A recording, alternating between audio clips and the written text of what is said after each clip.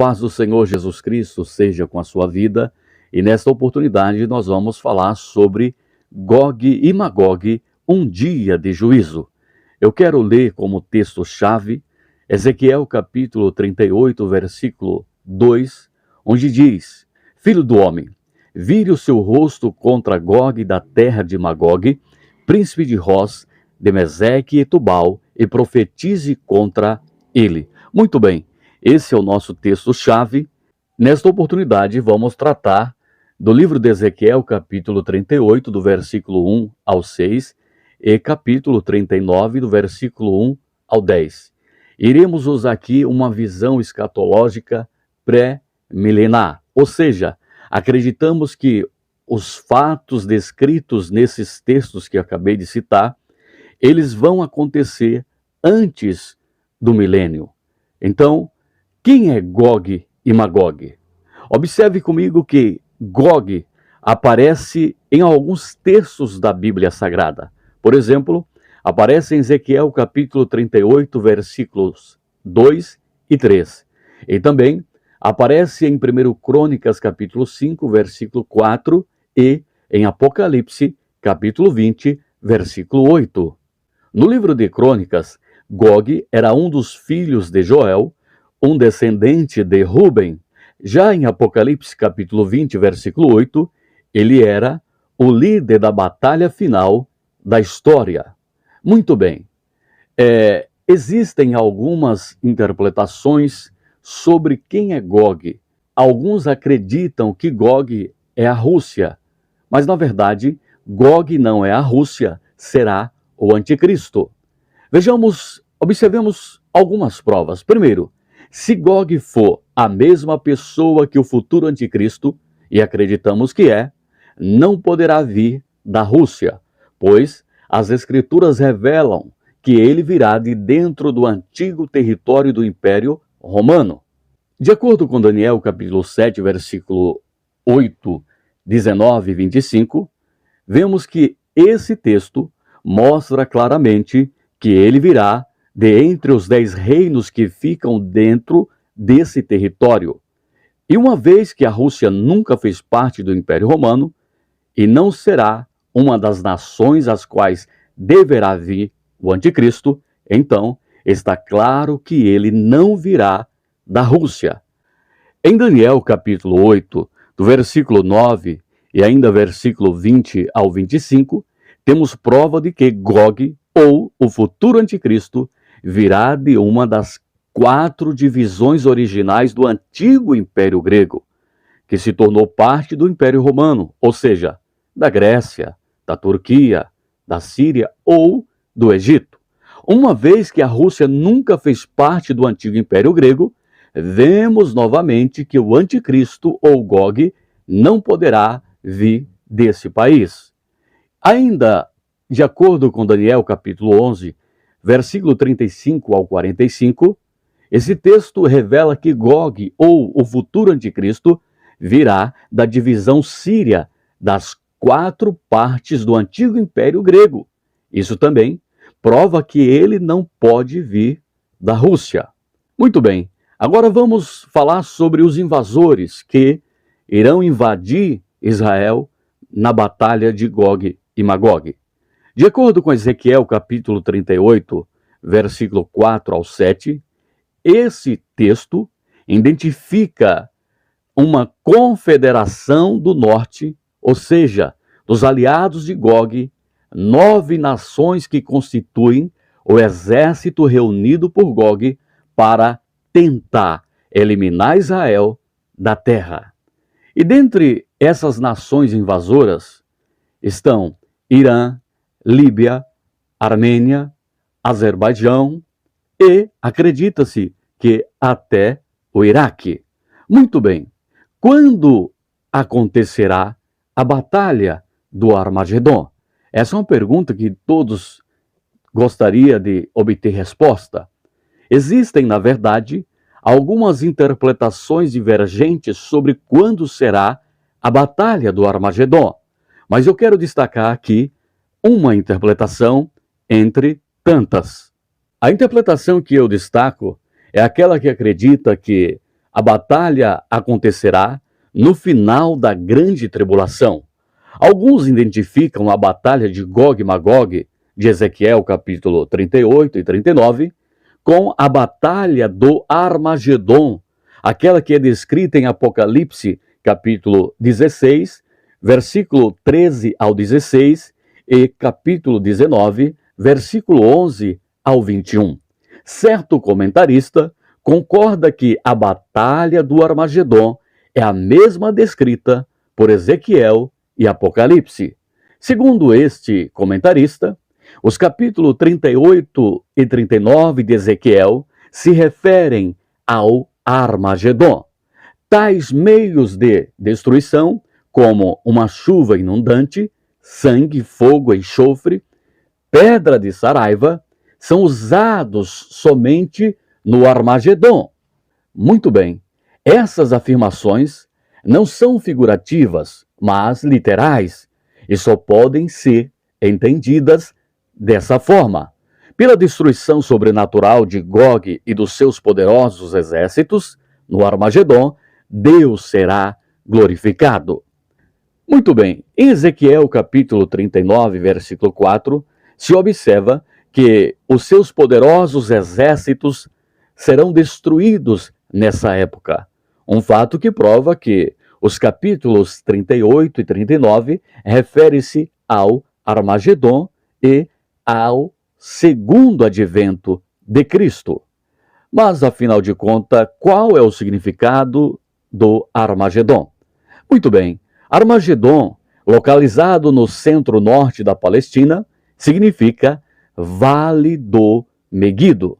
Será o ponto central da batalha, naquele grande dia do Deus Todo-Poderoso. Essa guerra será travada perto do fim da tribulação e acabará quando Cristo voltar para destruir os ímpios, para libertar o seu povo e para inaugurar seu reino messiânico. Pois bem, o tempo da invasão é bem mais compreendido como sendo o futuro período dos 7 anos de tribulação. Israel estará desfrutando de uma falsa paz por um acordo que fez com o anticristo, antes que ele se volte contra os israelitas na abominação da desolação. Pois bem, essa falsa paz cessará e se transformará em grande hostilidade até o final dos 7 anos. Quando esse final acontecer, Cristo finalmente vencerá a besta, o falso profeta e todas as forças da impiedade, a fim de estabelecer o seu reinado milenial ou milenar. Agora, é preciso destacar a abrangência da batalha do Armagedon, a abrangência da batalha de Gog e Magog. Satanás e os seus demônios reunirão muitas nações sob a direção do anticristo, a fim de guerrearem contra Deus, contra os seus exércitos, contra o seu povo e para destruir Jerusalém. Embora o ponto central esteja na terra de Israel, o evento do Armagedon envolverá a totalidade do mundo. Mas qual a base para fazermos esta afirmação? Ela está lá em Jeremias, no seu capítulo 25, versículo 29 ao 38. Cristo voltará e intervirá de modo sobrenatural, destruindo o anticristo e os seus exércitos, e todos aqueles que desobedecem ao evangelho. Deus também enviará destruição e terremotos sobre o mundo inteiro nesse período. Observamos que Gog idealizará um plano perverso contra Israel. Pois bem, motivado por vingança e avareza, Gog tentará aniquilar Israel. Deus agirá em prol de Israel, como se vê em Ezequiel capítulo 38, do versículo 18 ao 23. Em especial aqui em Ezequiel capítulo 38, verso 18, onde diz: naquele dia quando Gog vier contra a terra de Israel, diz o Senhor Deus, eu ficarei furioso. Muito bem, a batalha é decidida por intermédio da intervenção direta e enfurecida de Deus, por meio de um grande terremoto, espada, pestilência, derramamento de sangue, uma chuva inundante, grandes pedras de saraiva, fogo e enxofre.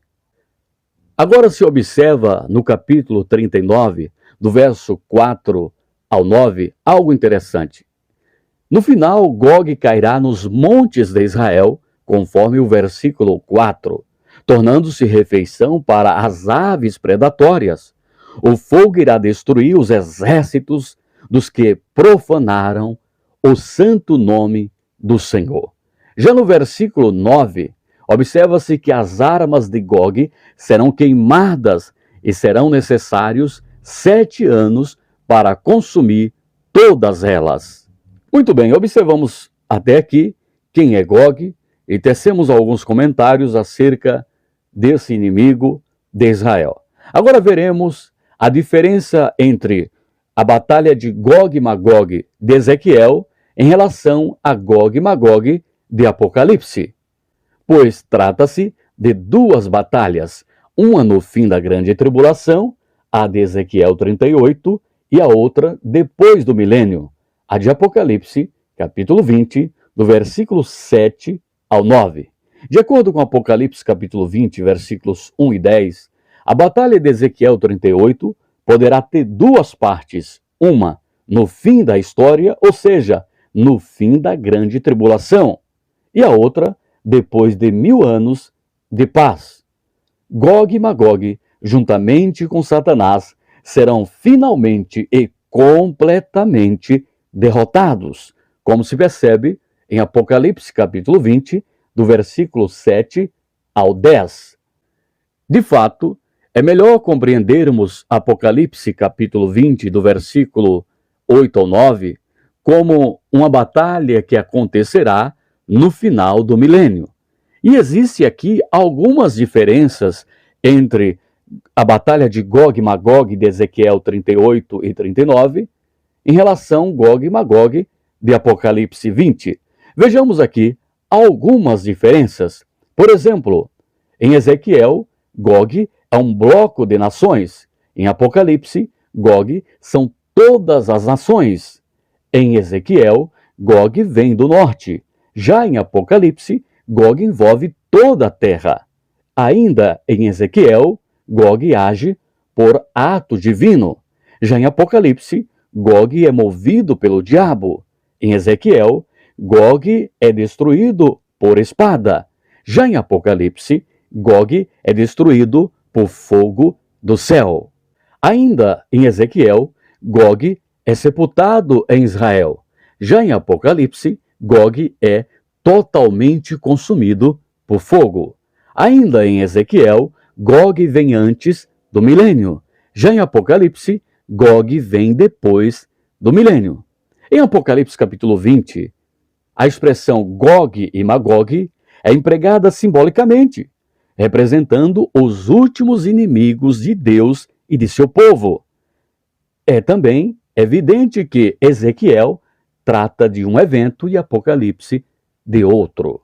Gog e Magog em Apocalipse 20, versículo 8, são as nações rebeladas contra Deus, instigadas por Satanás e conduzindo um furioso ataque contra os santos. Muito bem, resta-me dizer que, conforme se observa, a batalha de Gog e Magog referem-se a dois distintos eventos. Um no final da grande tribulação e o outro no fim do reino de 1000 anos de paz na terra. Muito bem, chegamos ao fim dessa exposição. Que o Senhor nos ajude a compreender cada vez mais a sua palavra. Essa foi uma exposição do tema Gog e Magog, um dia de juízo. Que Deus te abençoe. Revista Digital Cristão Alerta. Nela você encontrará auxílios para as lições da Escola Bíblica Dominical e estudos teológicos. Peça agora a nossa revista digital. Por favor, veja agora o link fixado nos comentários deste vídeo e adquira a nossa revista digital.